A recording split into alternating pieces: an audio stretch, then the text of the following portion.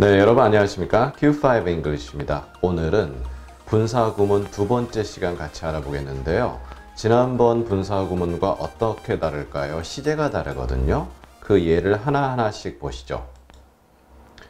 After having spent the night in the room, they came up with a new idea 했죠. 자, after에 괄호를 쳐놨는데요.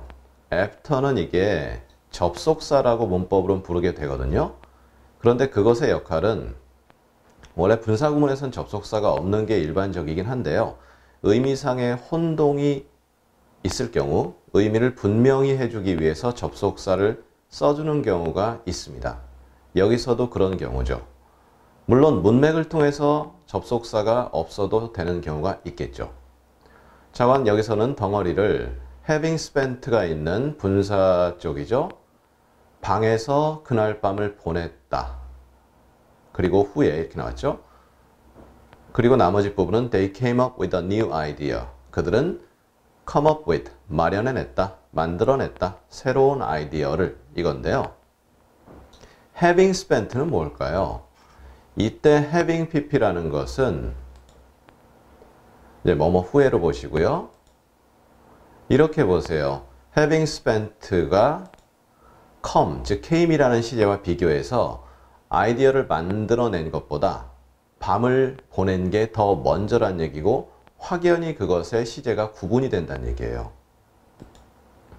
그래서 여기서 보실 것은 이 빨간색으로 되어 있는 2번의 경우는 파란색으로 되어 있는 1번의 시제보다 확연히 앞선 시제다. 이렇게 보시면 되는 거죠. 그러니까 그날 밤을 방에서 보내고 나서 그리고 나서 좀 있다가 새로운 아이디어를 만들어냈다. having pp를 쓰게 되면 시제가 앞서는 것이다. 이렇게 정리하시면 될 것 같습니다. 두 번째는요. Having lived in the US as a child, he can't speak English 했는데요.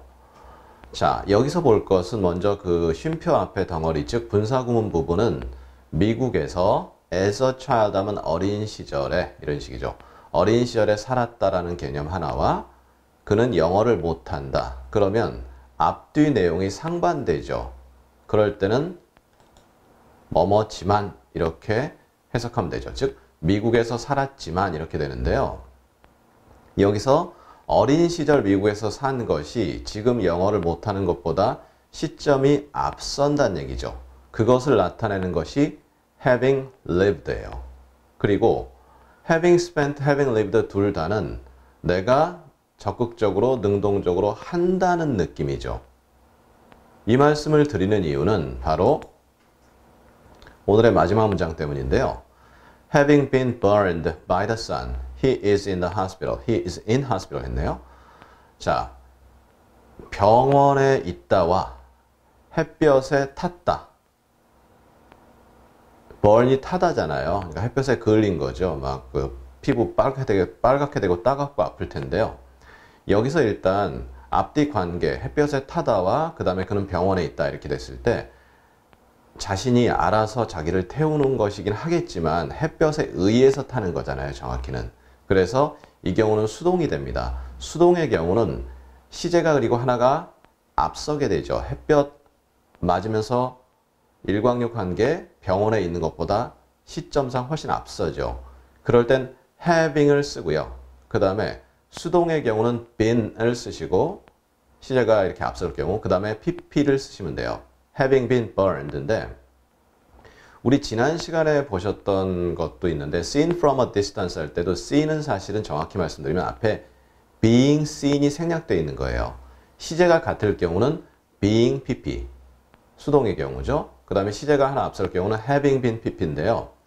having been 그 다음에 being을 생략할 수가 있습니다.